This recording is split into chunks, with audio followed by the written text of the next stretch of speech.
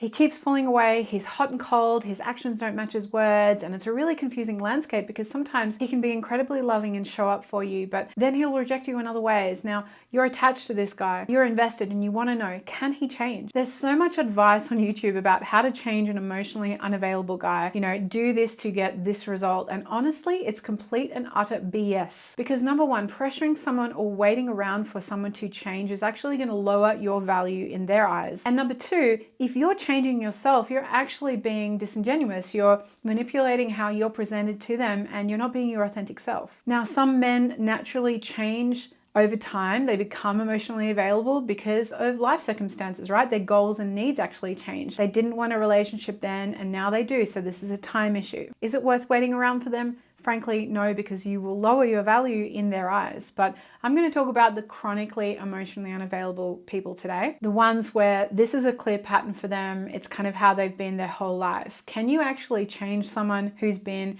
in this pattern, and can you heal them by sticking it out? Now, there is one thing that they need to have in order to change, and I'm going to tell you what it is, but it is a hard pill to swallow. And spoiler alert, there is actually no magic pill to make them wake up to the fact that you are amazing, you're worthy of love, and they should be loving you. And I can tell you now, no amount of waiting and sticking around and patience and understanding is actually going to make them change. So this video is going to help you today, and make sure you stick around to the end because I'm going to actually show what you do need to do if you're in this situation and how you can actually best help them. And if you're new to this channel, welcome. My name is Amy, and I help women who are stuck in a cycle of attracting emotionally unavailable and unhealthy relationships, and I help them to break the cycle by healing their relationship to themselves at the level of the body and the core wounds so that they can be free and confident on their own and show up in their relationship as their true authentic self.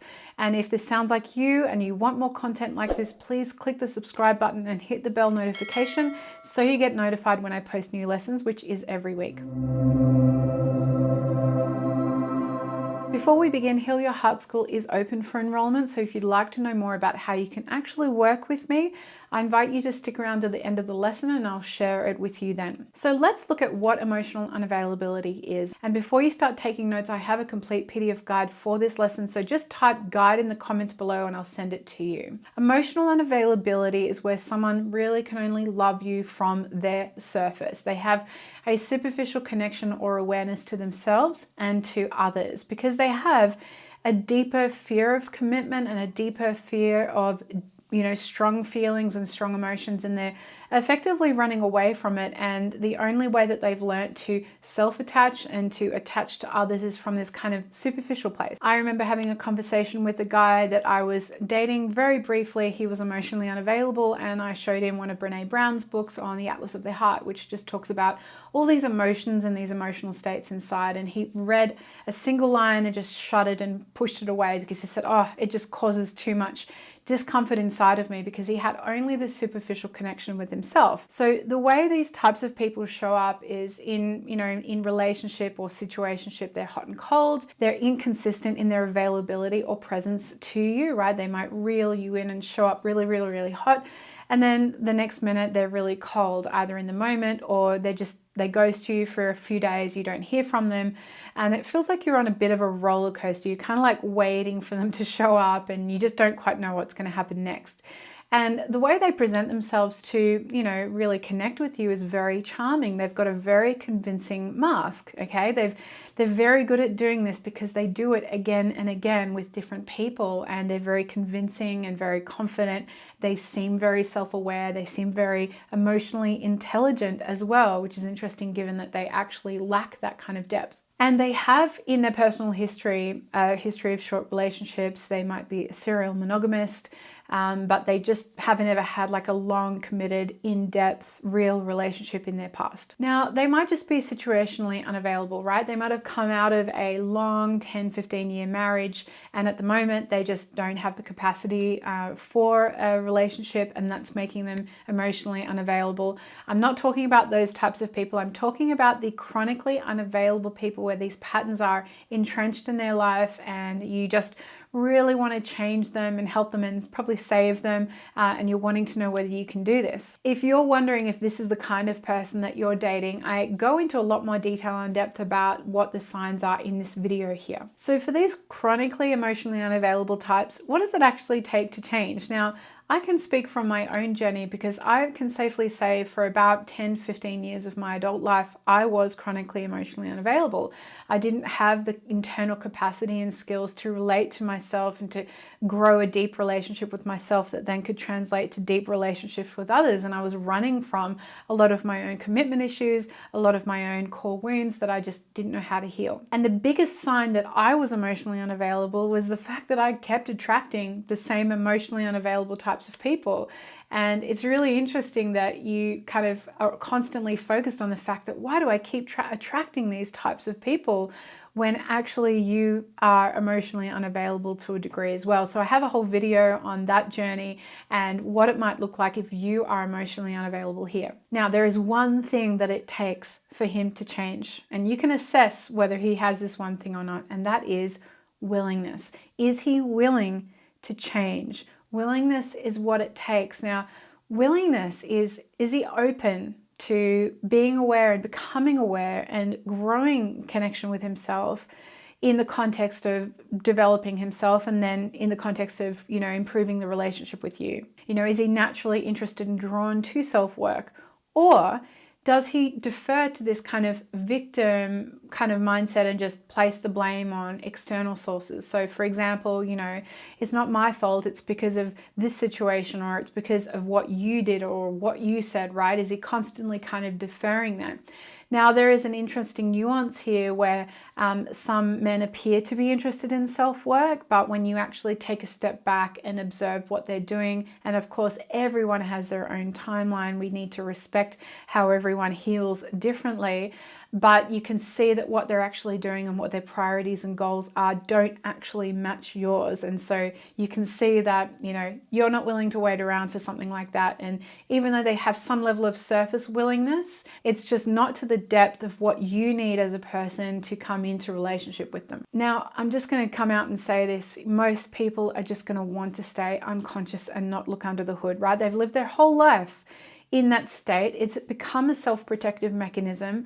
And, it took an extreme amount of pain for me to change, and a lot of self-discovery and, just a huge amount of things in order for me to change. And the best thing for me was that I didn't have anyone hovering around me trying to get me to change, okay? So it's a really, really hard pill to swallow, but the best thing for him is to not have you there hovering. It's ironically not only the best thing for him, but also the best thing for you, because his timeline and your timeline, chances are they're not going to meet up. And honestly, what's making you stay? You're invested in his journey so that you can get something from this, right? Like, that is never going to allow someone to truly grow and change and transform in their own.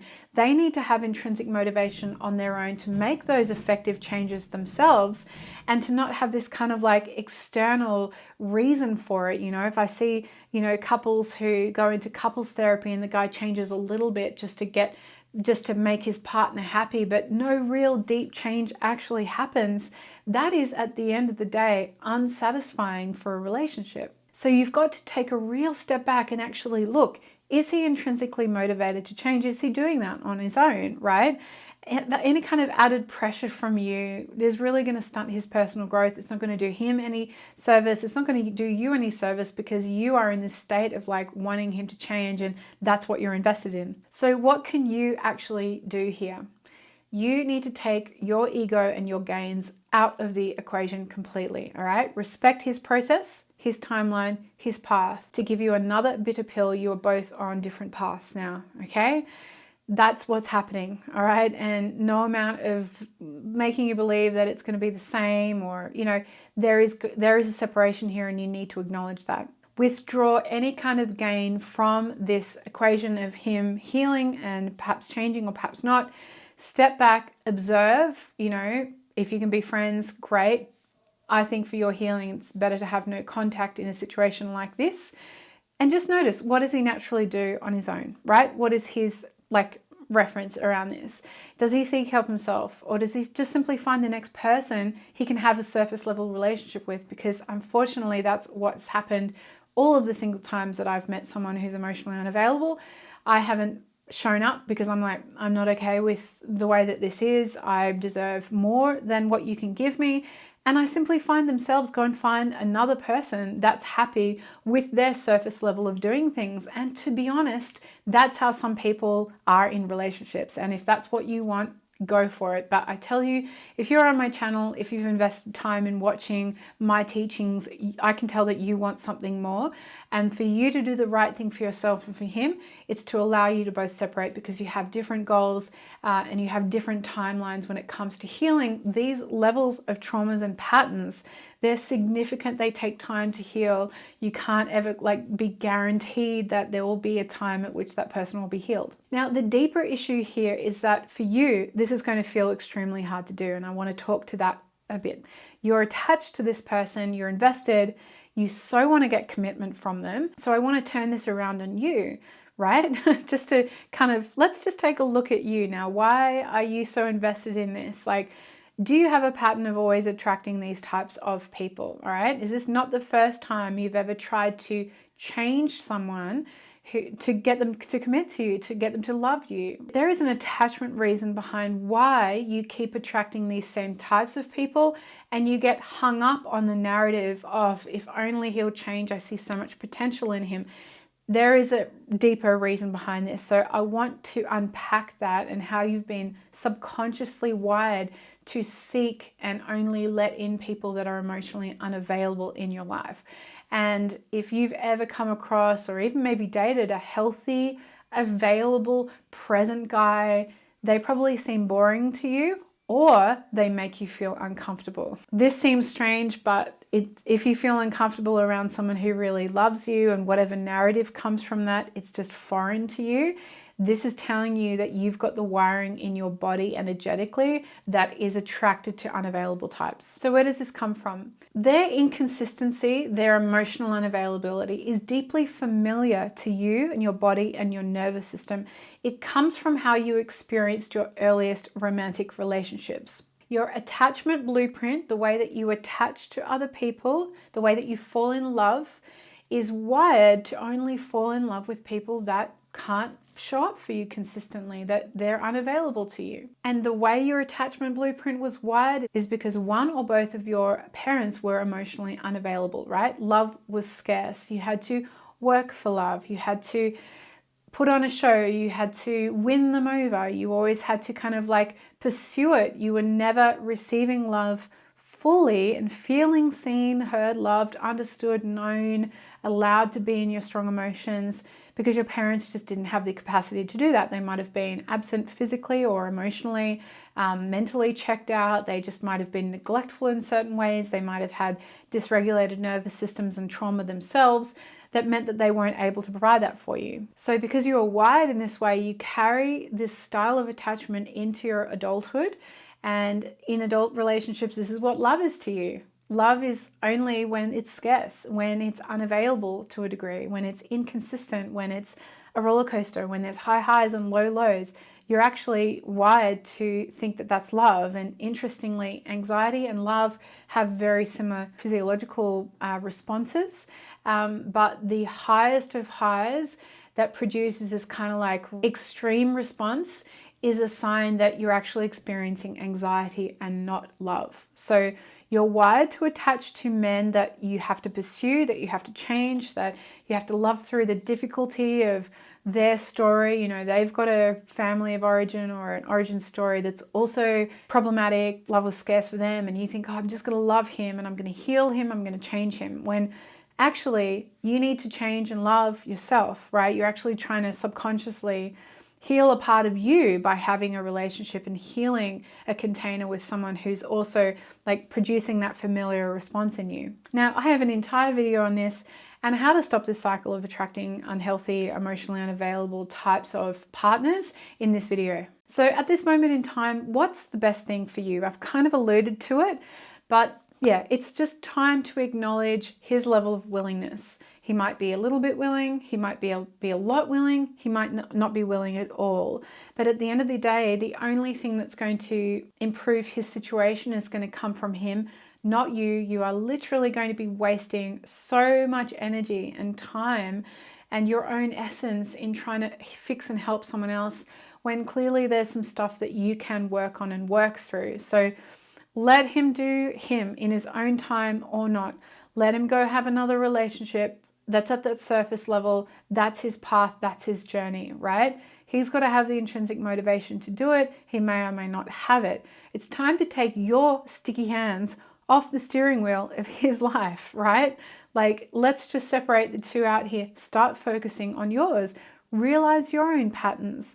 Turn your energy around to transform yourself. You deserve better relationships. You deserve someone to show up, to love you fully, to be fully available to you. And you also deserve to be able to receive it in your body without it feeling uncomfortable, because you are truly worthy of healthy, intimate, abundant love. And right now, a deeply subconscious part of you doesn't actually believe that, feels uncomfortable around that. And you might be in denial. That's absolutely fine. That's perfectly normal too. But just watch some other videos on my channel and you start to see what's actually going on.